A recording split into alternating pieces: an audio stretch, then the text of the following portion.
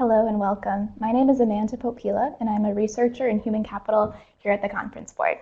I'm delighted to welcome you to today's program, How Can Leaders Make the Most of a Multi-Generational Workforce? And today I'm joined by Stephanie Neal from DDI, and we'll discuss a few things today: the unique leadership characteristics of the different generations in the workforce today. We will talk about leveraging technology and new development methods to engage learners of all generations. And then we'll talk about leadership strategies designed to maximize organizational outcomes, drawing on the different generations that are in the workforce today. So before we get started on that topic, I want to go through a few ways that you can engage with us today. First of all, please do enter your questions and comments in the chat box. I'll be monitoring that box and we'll answer your questions as we go along. You can also download the presentation deck. That file is at the bottom of your screen. And we do ask that you remain on the line for the entire webcast. There's a brief evaluation following the program today, so we do ask that you take just a moment to complete that evaluation. If you are here for HRCI, SHRM, or CPE recertification credits, please enter your name, email address, and credit type.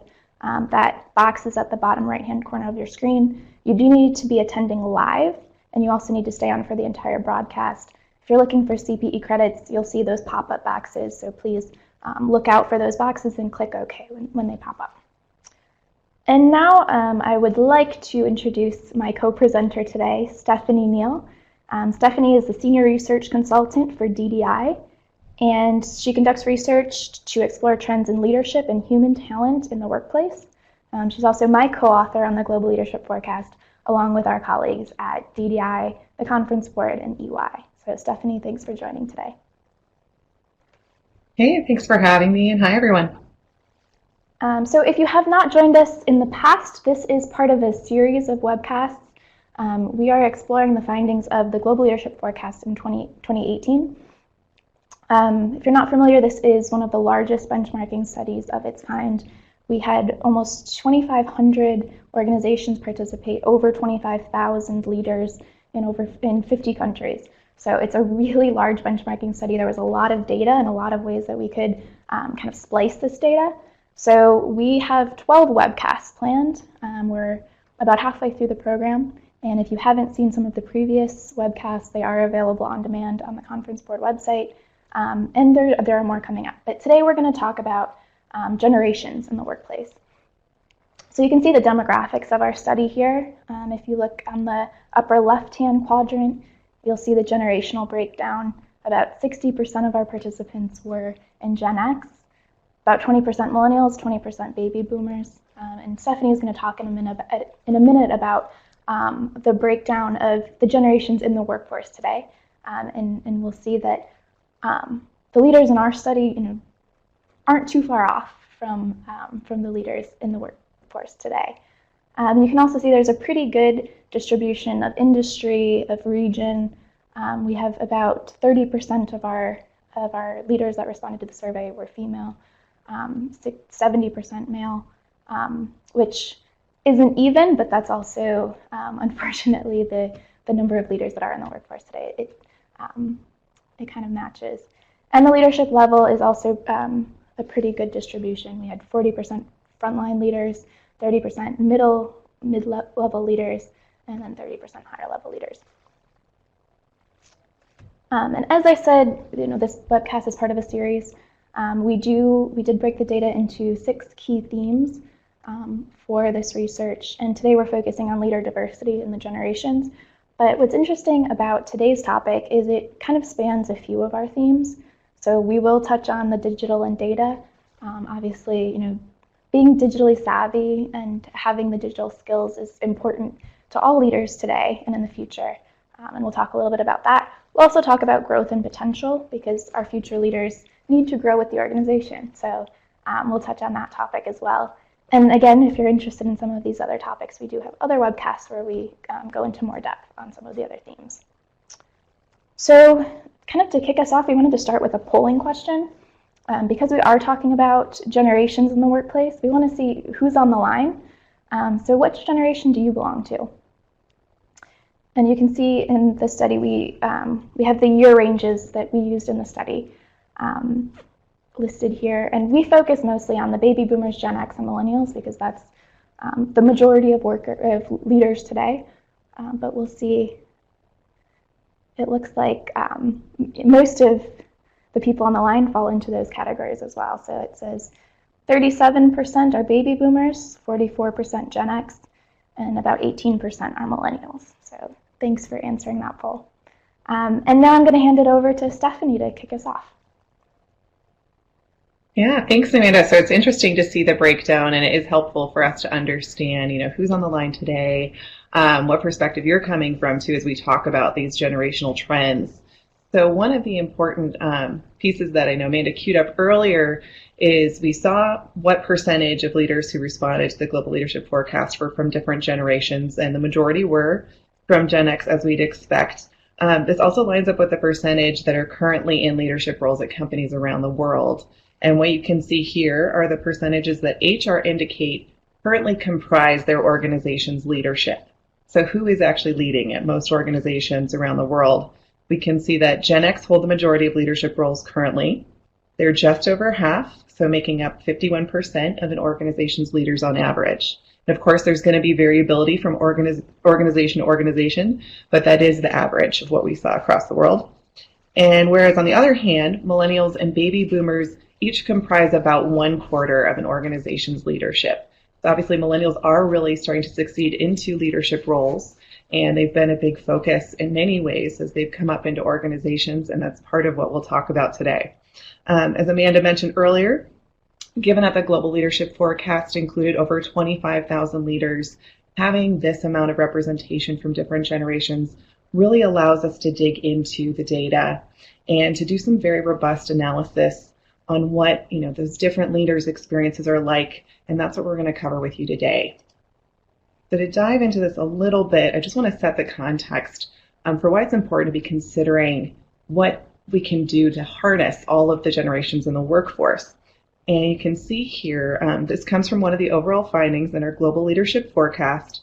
Companies around the world reported that only 43% of their most critical leadership roles can be immediately filled by their internal candidates. So what this says is they don't feel that they have the leaders who are ready. And of course, it's the opportunity to harness next generations of leaders and to bring in new leaders.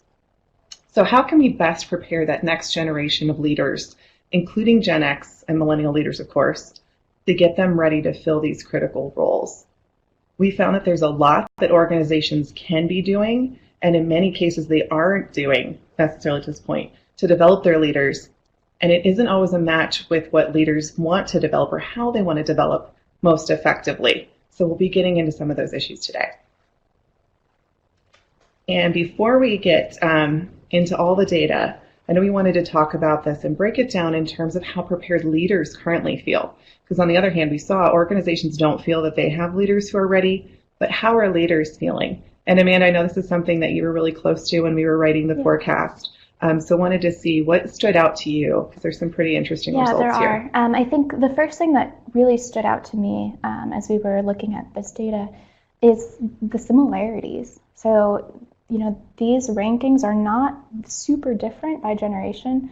You can see there are some differences, but the top, few challenges are anticipating and reacting to the nature and speed of change. Most leaders, regardless of generation, feel fairly comfortable with that. And I think part of that is really the speed of change that we're all dealing with these days. It's something that we kind of have to be comfortable with to be in the workplace today. The other one that ranked towards the top for all generations, understanding and acting on changing customer needs and perspectives.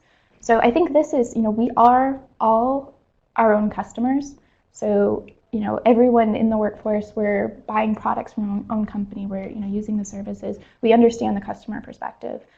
So that's, again, something that across the generations, we feel fairly comfortable with dealing with that challenge.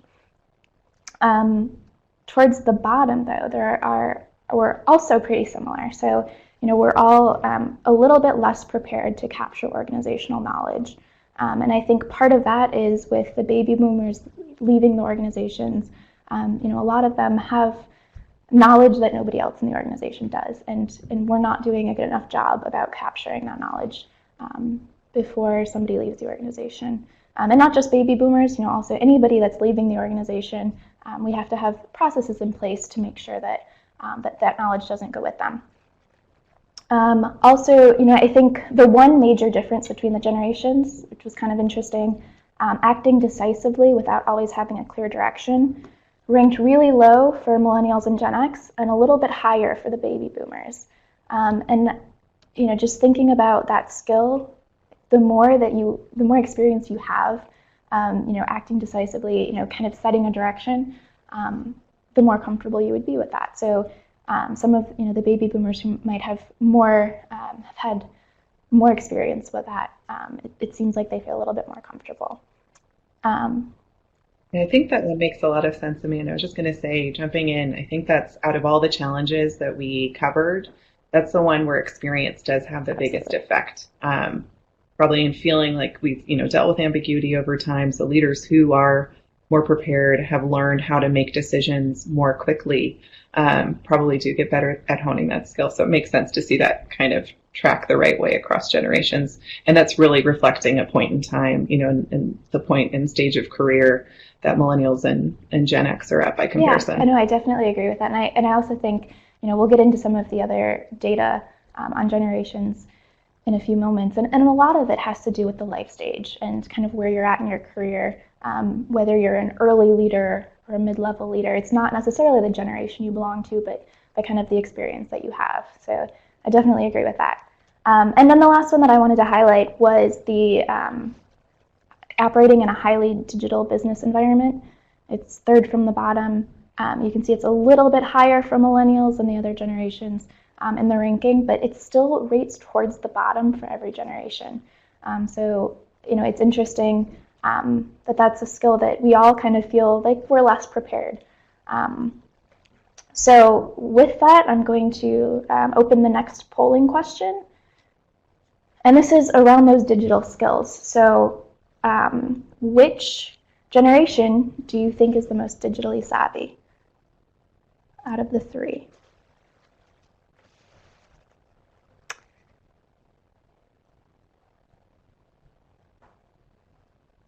Already a big trend here. Okay, so this might be what we would expect. The majority say that millennials, 85% say millennials are the most digitally savvy leaders. And we'll talk about in a minute whether that's the case or whether that's what we found. But I did get a question in to explain the chart a little bit more before we move on. So this is the ranking. So we asked leaders to rank their preparedness, to rate their preparedness to meet each of these skills, and then we ranked which they felt most prepared to meet. So you can see, these are not absolute numbers, it's just the ranking of what skills leaders felt most prepared for. Okay, and I'll hand it back over to Stephanie to go over the digital skills. Okay, great. Yeah, so as Amanda mentioned, first off, clearly the trend showed that people believe millennials are the most digitally savvy, and that is definitely a commonly held belief. And as you can see, based on how leaders themselves responded from each of these generations, millennials do have the edge in several digital leadership skills, as we might expect. But despite what is commonly thought to be true and what we all thought in that last poll, our global leadership forecast data actually revealed that the youngest generation isn't dominating in terms of digital leadership overall, and not in all areas, for sure.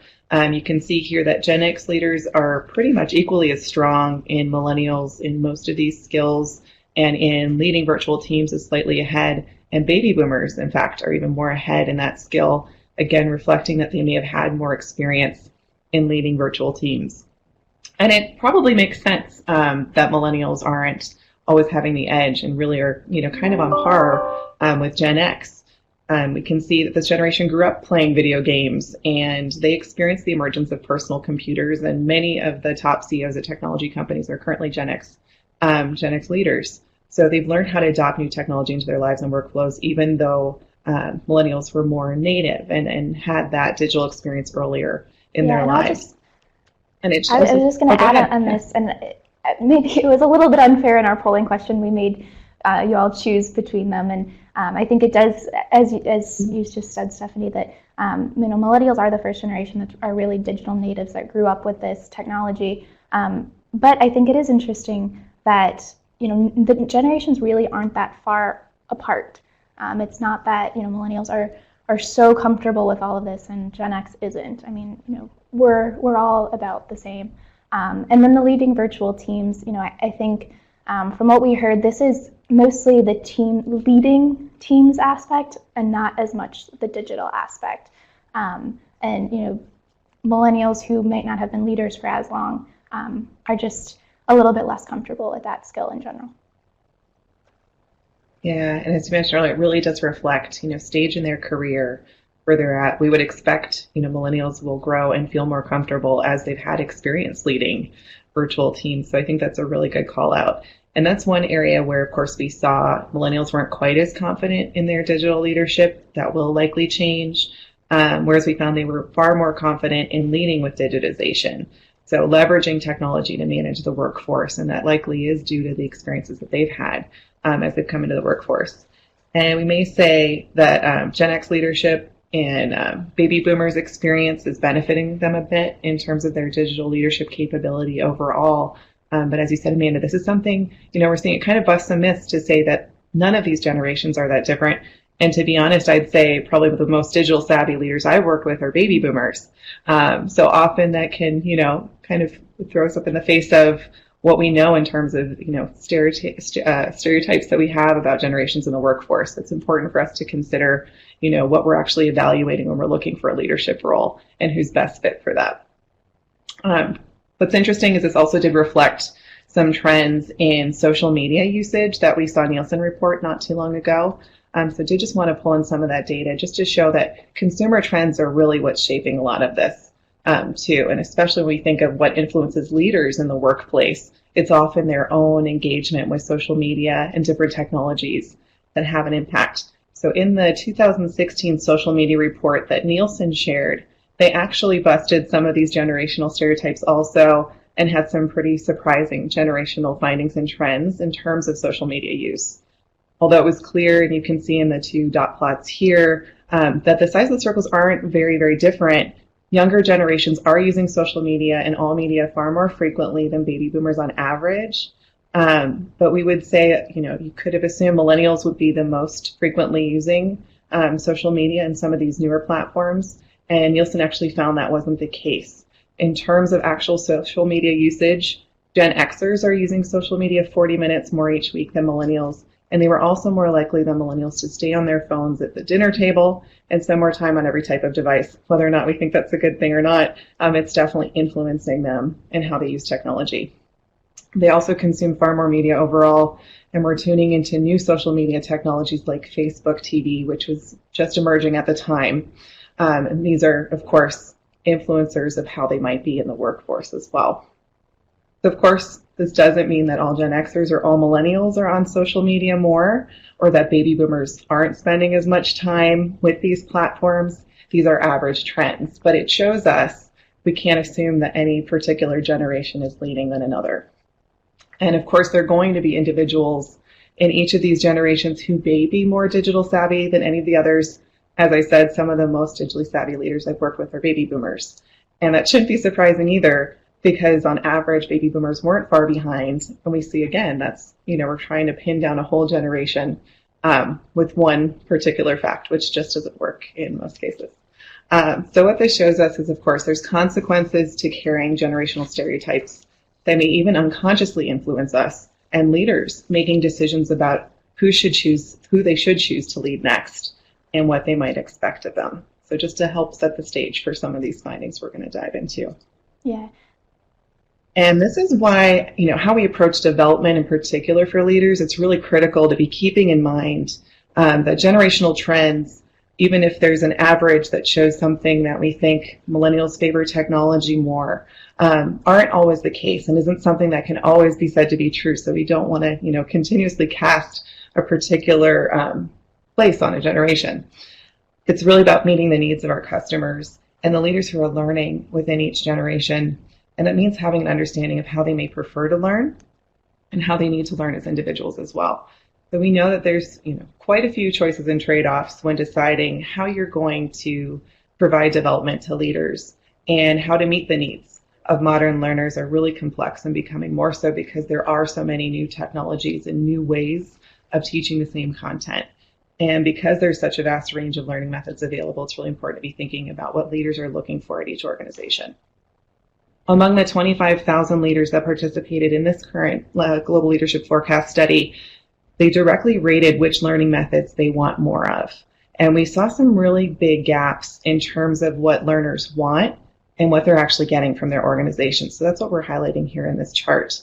You can see in the plot what types of learning are being most heavily used by organizations, from the lowest use on the left up to the heaviest use on the right. And this is plotted against what methods are most sought after by leaders for their own learning. And that's from the bottom to the top. So the types of learning that leaders prefer the most appear at the top. And you can see here in the plot that there are 5 types highlighted in orange. And those are the types of learning that leaders across generations, they were actually very similar, said that they want more than they're currently getting. So these all indicate opportunities for organizations to offer more to their leaders and to their learners. And the 3 features that stood out the most, you can see the orange dots along the top, are those that leaders indicated they preferred most, which is having a personalized learning experience, more on-demand learning, and more access to external coaches. And the last one stood out in particular for Gen X, who indicated a much stronger desire for external mentoring and development than the other 2 generations. Just like baby boomers and millennials, they indicated they wanted more external coaching, but it was how much more and how much higher they rated that kind of coaching relative to others, including from their own managers, that really stood out.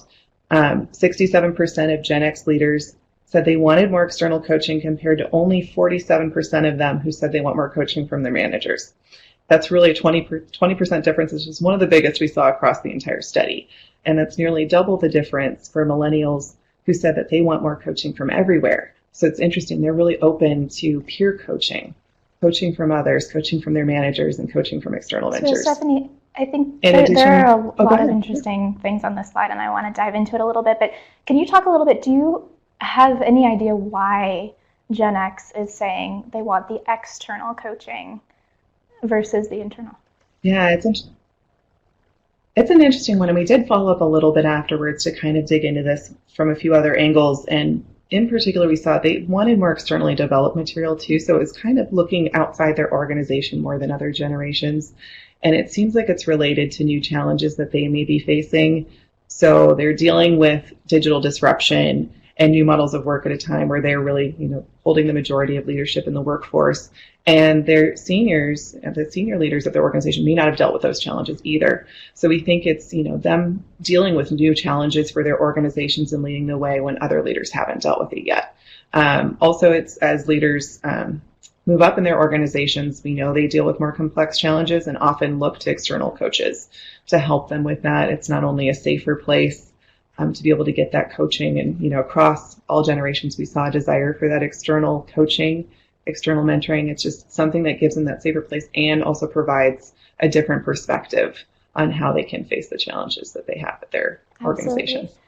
So, I completely agree. So as you know, DDI and the conference board partnered on a millennial research study as well, millennial leaders, a year or so ago.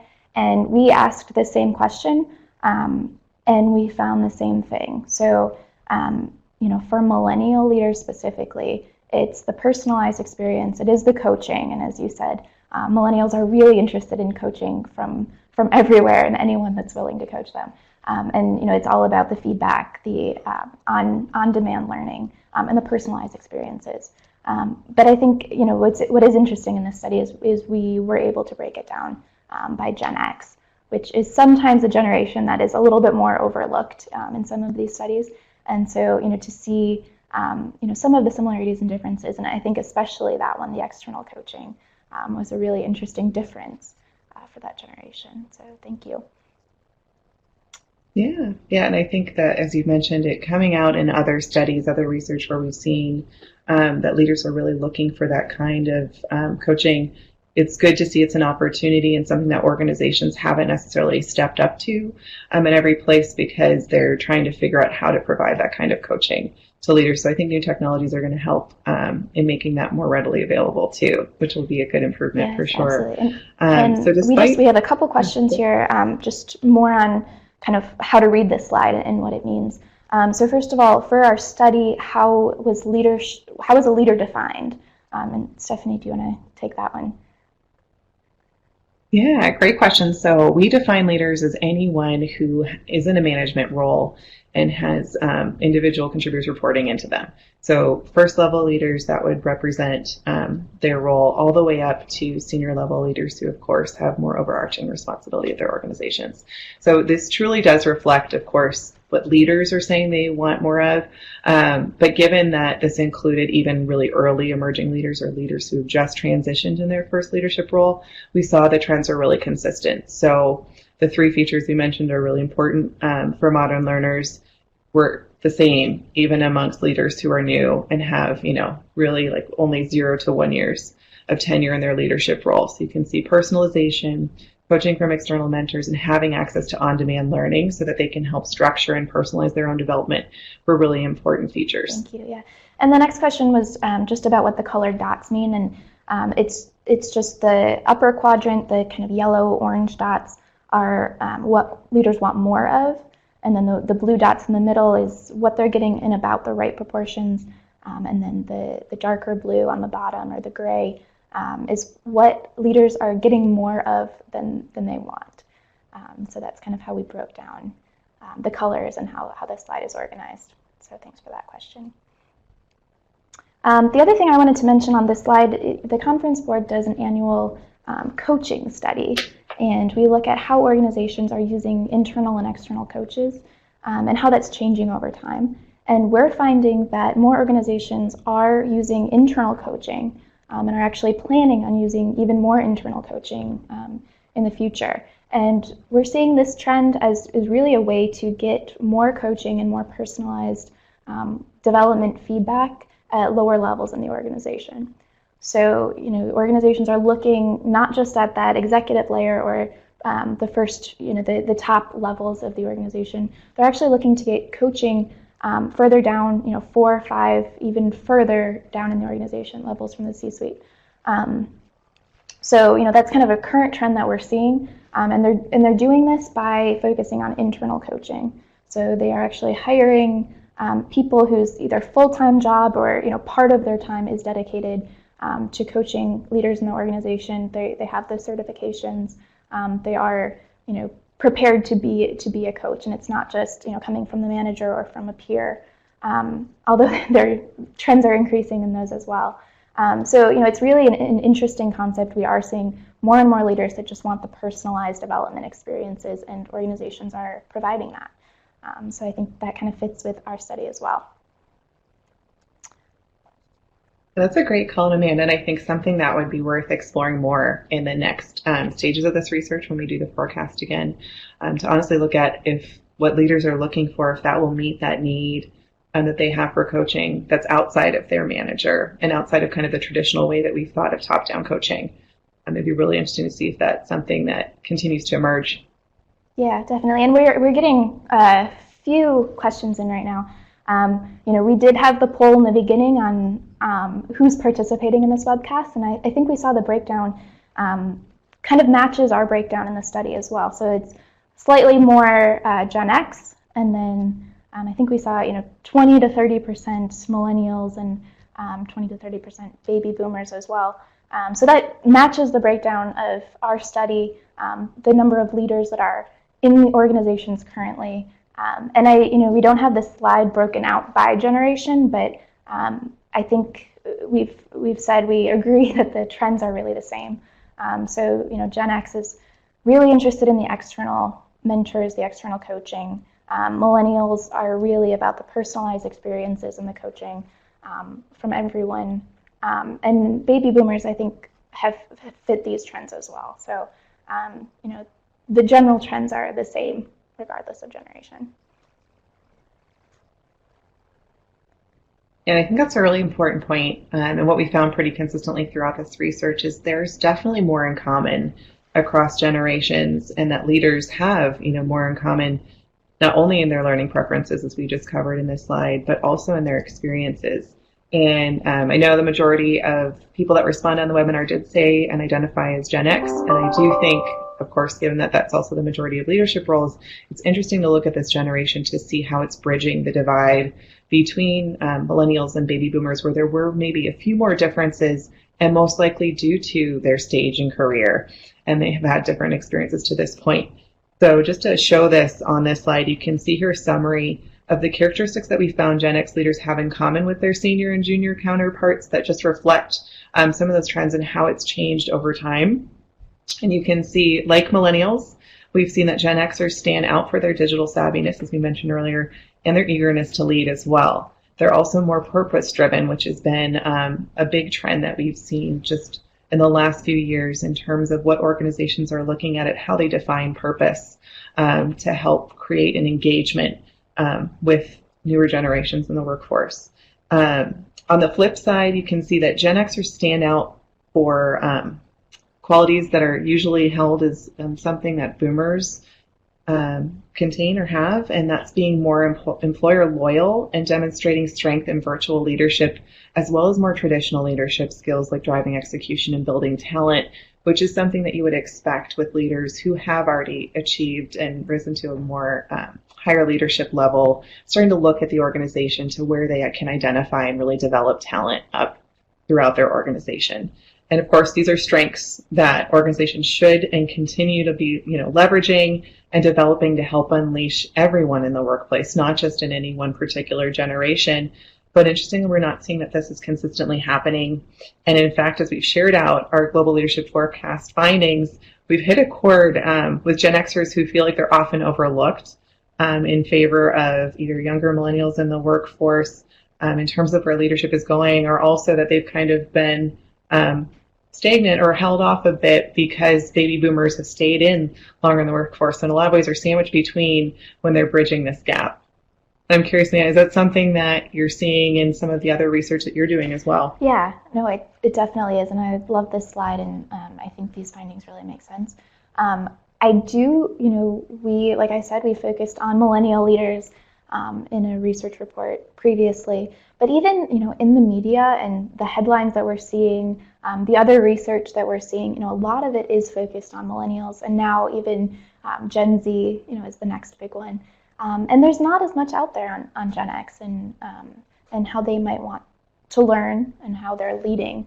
And considering they are, the largest generation of leaders in the workforce today, it's a segment that we need to be thinking about and kind of developing as well. So I really like this slide, but I do think we have an interesting question that also came in about the next wave of leaders. So, our study, we're looking at people that are in leadership positions now, and it's great to focus on, but what about, those leaders regardless of generation, but that might be coming into leadership positions? Stephanie, do you think that these trends hold for those leaders as well, or do you think it'll change?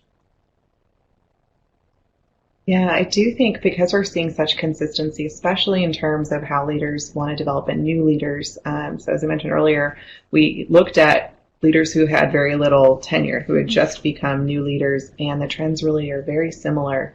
We have no reason to expect that there are huge differences in terms of learning preferences and in terms of the experiences that new leaders are having. But for sure, leaders are signaling and new leaders are signaling that they don't feel as prepared and that they're looking for some different development, as we highlighted in that last slide, than they're currently getting. So I think it's important to be keeping, track of that, and then within each organization to be thinking about what you're providing to your leaders and what are those internal customers getting out of their development experiences, to make sure that you're giving them what they need to help them be more prepared, and of course to help improve the ready number of leaders that you have for more critical roles as they grow up through the organization. Yeah, and I think that's a really important point. I think we saw, even with the digital slides, the digital skills, you can't just assume that the new leaders coming in are going to have these skills. We still need to train them and develop them for these skills. And I think that's true of the newest wave of leaders coming in as well.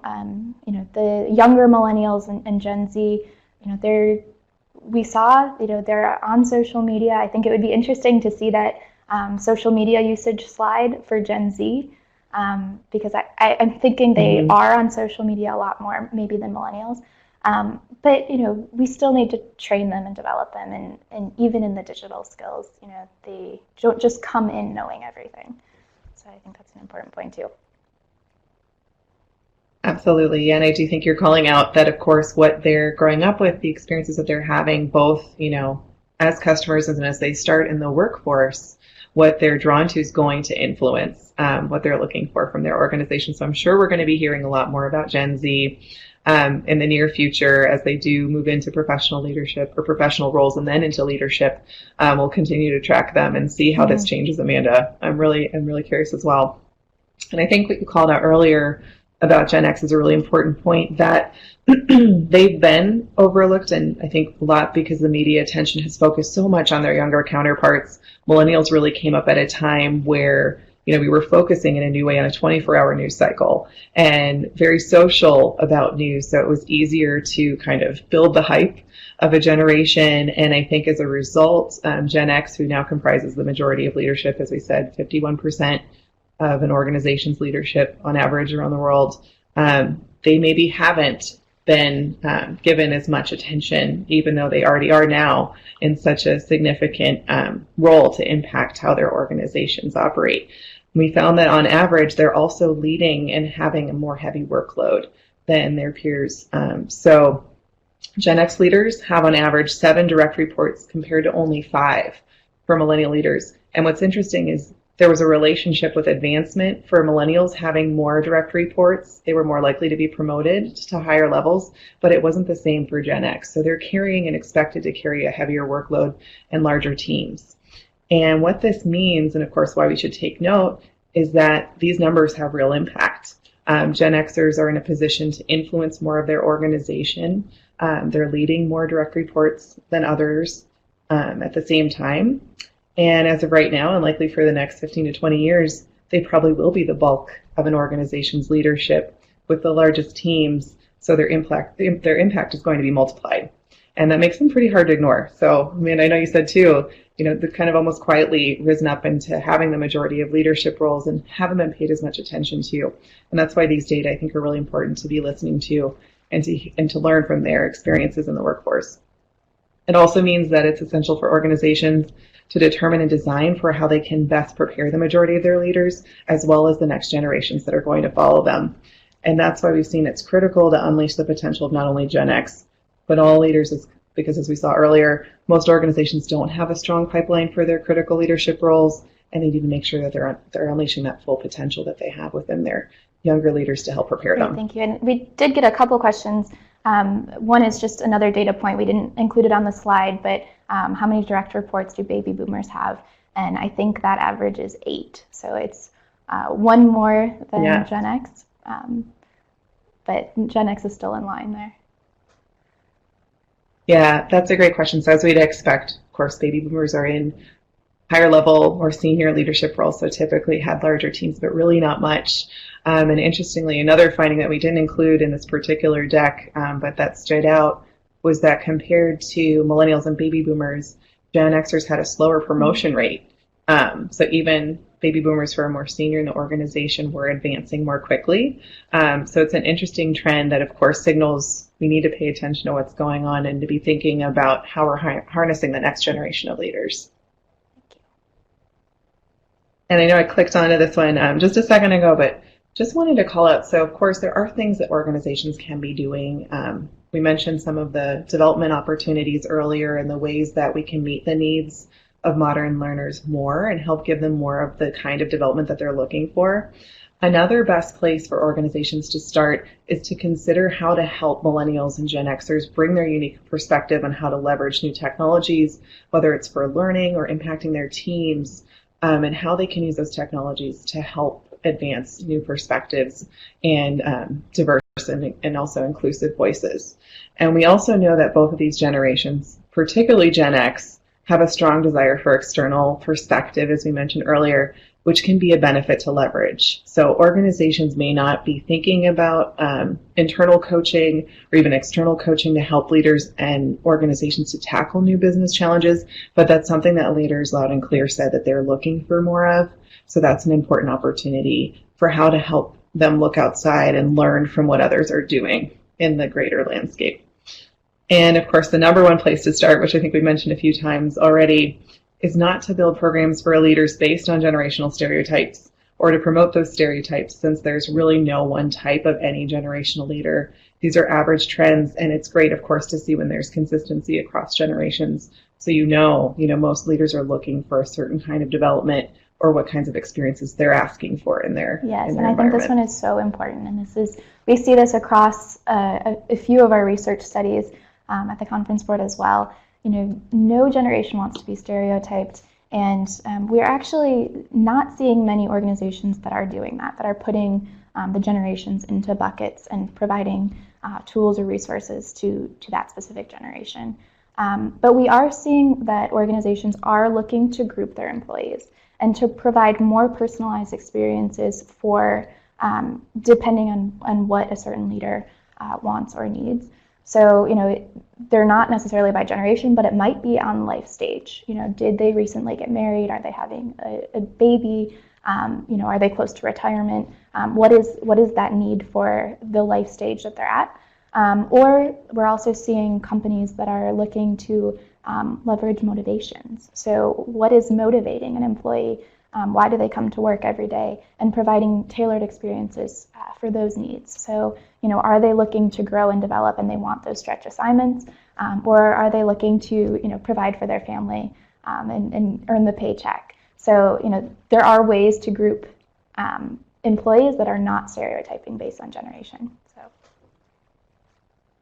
Yeah, that's a really important point about experiences, and I do think that we're seeing that throughout the Global Leadership Forecast research we've seen here too, that it really is about what leaders are going through, what they need the best preparation for at the time. And I think you did mention too, of course, no one wants to be stereotyped. In fact, millennials most of them, I think the majority of millennials don't identify with the label. Pew Research had found that, I think, about 5 years ago. And it really kind of blew the minds of a lot of people that they don't want to be labeled as such. And of course, it makes sense because there are a lot of negative stereotypes that can go along with a certain generation that nobody wants to own. So I think that's such an important point. I'd be curious too, Amanda, based on what we saw in the millennial CEO research that you mentioned earlier, do you think that, there were some myths that were busted there, especially about how millennials lead differently than CEOs? And what their perspectives are. Yes, there definitely were. And I think that was actually one of our interesting findings in this research was how similar millennials were to CEOs specifically. And whether that's, CEOs thinking more like millennials or millennials thinking like CEOs. But there were a lot of similarities between those two groups in terms of, wanting purpose in their careers, the social change, the importance of kind of having a mission in the organization. And we really found that millennials aren't that different from any of the previous generations. Some of the differences we found were based on life stage and kind of where they are in their career. Many of the same things that we're finding in this study in terms of, just having less experience in leadership roles or still, looking for those growth and development opportunities. But they're really, we're not finding that millennials are just this different breed of leader. So I think that's consistent with this research as well. And I think to build on that a little bit more, I think we've seen, of course, a lot of consistency across generations, but it's interesting to even say across roles, from the CEO, down to a new leader that's a millennial. There's a lot of desires and needs in common in terms of what they're getting out of their workplaces. So to help thinking about how to excel these new leaders and the next leaders in the workforce from these younger generations, the best things that we've seen organizations doing to really help encourage them and their teams is to challenge the status quo and to help them experiment with new approaches. So although both of these generations have shown that they're comfortable using technology and social media, it's important to consider how new platforms and technologies can really help enable their growth and traditional learning. And this is something all leaders across generations benefit from. Like boomers, we saw that millennials and Gen X leaders said that they're still looking for more traditional development methods. So there isn't anything that's radically changed in terms of providing that higher touch learning, such as formal workshops, training courses, and seminars. However, what is changing is that there's a stronger desire to have these more traditional experiences blended with the personalization and convenience offered by technology-based tools. So I think blending traditional learning methods with tech-enabled tools is really a strong trend that continues to grow. And we can see that that's really to help enhance and solidify, the traditional learning that all leaders benefit from, and it helps them to make the most of their development opportunities as well. A great example of this is incorporating new experiences and technology modules within traditional formal learning. And recently I had the experience to work with 3 different organizations that are doing some of this to test some new virtual reality experiences within a traditional classroom development setting. And it was interesting to see this across leaders from different backgrounds, different generations, and I was really blown away by the responses of end users, especially those who have had more traditional development and are a little bit further along in their careers. Particularly the experienced frontline and senior level leaders said how much incorporating this new technology into the classroom really engaged them. It was something new, different than PowerPoint and different than what they're used to, so it helped them just be more excited and enriched by the experience, and even more importantly, to be fully immersed in an experience that made them realize the impact of what they were learning about. So it was really cool to see, and I do think that blended kind of approach is something that is emerging more.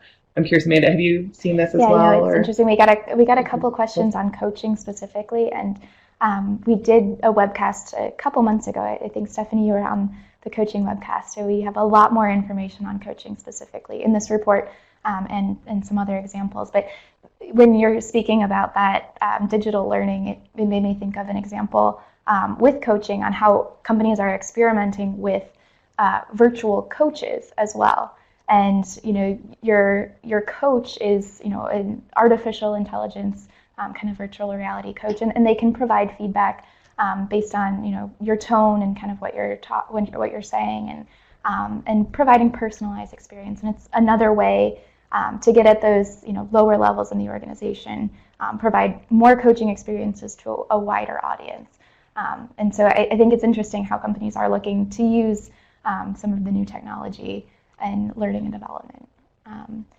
But I also, we've gotten a couple questions on this slide specifically. And Stephanie, I'd like your opinion on this one. When we're talking about looking for coaching outside of the organization, is there something specific that people should be looking for in an external coach? Yes, I think the match to an external coach is really important for an individual leader to be thinking about, what level of development they're looking for, what level of guidance they're looking for. And I know you mentioned earlier that even in internal coaching networks that organizations are building, this is really an important piece to kind of personalize the experience. And there are new tools. Thankfully, new technologies are really helping to allow this to be delivered across organizations and to make it more widely available. And I think that's a trend we'll only see continue with any of these experiences, which is great. And of course helps to make things more affordable, but also improves the reach of who can get these kinds of coaching experiences. So specifically with external coaching, we do see, of course, the match to the level, the kinds of challenges, and even sometimes having that specific industry expertise is really important in a coach, depending on what the challenges are that are facing the individual leader that needs the coaching. And then, of course, there are the more broader needs that are just about facing new challenges as leaders transition into higher level leadership roles. We definitely see that coaching becomes more important in helping them to understand how to navigate kind of complex, even internal political issues, and to provide that environment for leaders to be able to, go to that coach and know what kinds of skills they should be focusing on and how they should be meeting those challenges. Yeah, and talking about those new business challenges, I know some of it just happens naturally, that as you become a leader and progress in the organization, you just are exposed to new challenges. But how, Stephanie, do you have any suggestions for how can we get leaders these experiences with new business challenges starting earlier, or when they are new leaders, before it becomes a critical point where they're kind of thrown in the fire? Yeah, I do think thinking about how to develop leaders more experientially, giving them access to a senior leader or mentor who's been through that or can even help them go through some of those challenges earlier as kind of, a guide really makes a difference. I think it's something that we'll continue to see, and there are new challenges that organizations face that there isn't necessarily somebody that has the same experience or same knowledge with that particular challenge. Of course, we're seeing that right now with issues like cybersecurity, thinking about how to navigate, how we're protecting personal data. Those are newer issues that necessarily weren't faced in the same way in the past. So I think it's just about making sure that leaders feel prepared to handle the challenges and also really have a strong network across their organization to be able to go to someone who deals with more of the security challenges and even pair with, someone that's maybe more of an operational line of the business with someone that's in IT to help understand cross-functionally how they can meet those challenges together. And I would agree. I think we're seeing the same things. There's a lot on coaching and mentoring, and providing this experiences earlier, providing kind of safe experiences, and stretch goals and assignments, and being creative. I think we're seeing a lot of organizations that are really developing programs to kind of simulate some of the experiences and challenges that a leader might face as they continue in their career. A media presentation or talking to the board. Just having some of these experiences earlier and thinking about some of the challenges that might be faced as leaders continue in their journey. So thank you. Absolutely. And I would chime in and just say that not only, the bigger challenges, but even the day-to-day challenges they face with team members, there are a lot of creative ways now, of course, leveraging new technologies to help prepare leaders to give them the practice they need to have more difficult conversations.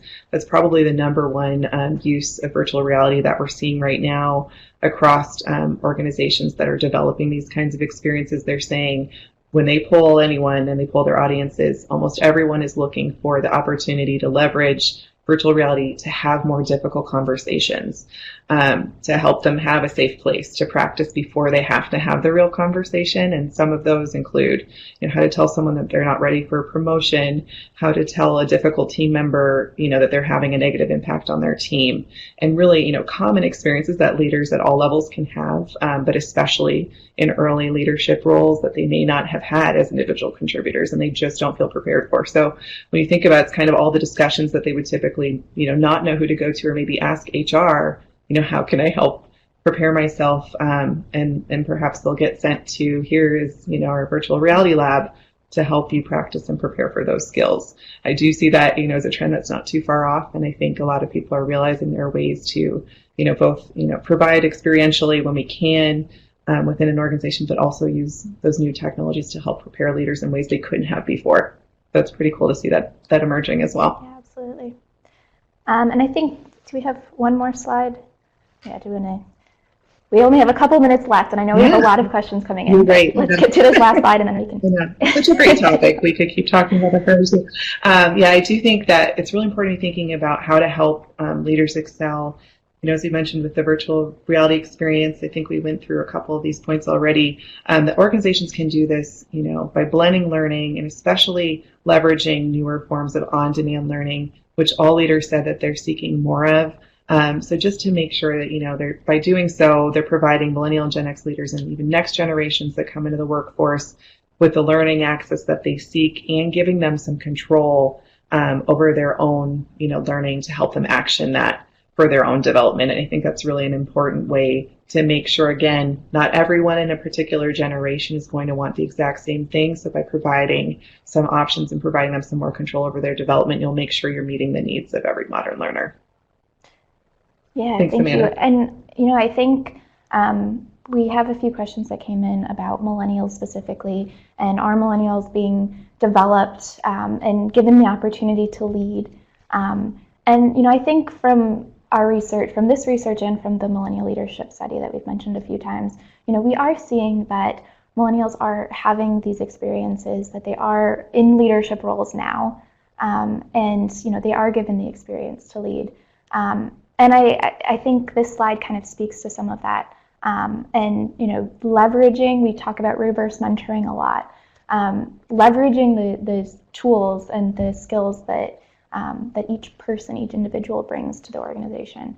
And so I think we have a little bit of that here. And I know we only have a few minutes left. We did get a few questions.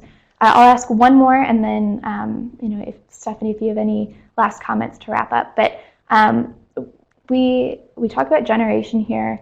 Any insights on gender differences? And I know we didn't look specifically at gender by generation, but do you think that there are differences there, and any insights on the gender aspect? Yeah, so given that we had so many leaders, of course, that we could, dive into their experiences a bit more and slice the data, we did look a bit at gender, and we did see that thankfully the trends that, exist more even in the baby boomer generation, and of course we're seeing currently in terms of having fewer women in senior leadership roles, that's changing a bit. And because of how millennials are advancing into leadership, there is a sign that this is in fact kind of a generational point in time where, women in a more senior generation and baby boomer generation maybe haven't had the same opportunities to advance into leadership. So already there's some trends there that are really promising. And I think in terms of just how millennials are leading differently, specifically between men and women in that generation, there is a lot more in common than there is different, although there are some slight trends in terms of interpersonal skills and empathy being stronger within women in the millennial generation. But overall, their experiences are pretty similar. And I think especially as you mentioned, some of the experiences that millennials are having and starting to think about, having families, we see some trends in both parents wanting to have a similar experience in the workplace of having the same flexibility. So what used to be probably seen as more of a gender difference, that more women wanted that in the workplace, it's actually going to be millennials, men and women, both similarly want to have those same kind of benefits of flexibility and time off. So there's definitely some trends that are showing that the gap is closing a bit between gender as we look at younger generations. Thank you. Of course, that allows us to think again, not, to pick based on a specific demographic or what we might hold as stereotypes around a certain demographic, but to look at what are the experiences that we can offer to leaders and to our customers in the workplace to make sure that they're getting what they're looking for to give them a more engaging experience. And that's something that organizations continue to get better about, and we'll see, I think, a lot of differences kind of dwindle away as this happens. So as we continue this research, Amanda, I'll be really interested to see, what changes and how it shapes up. I completely agree, and I know the gender is a focus for you in your research, and so I want to dig at that question, and that's good news. It's good to hear that things are moving in a positive direction. So thanks for that.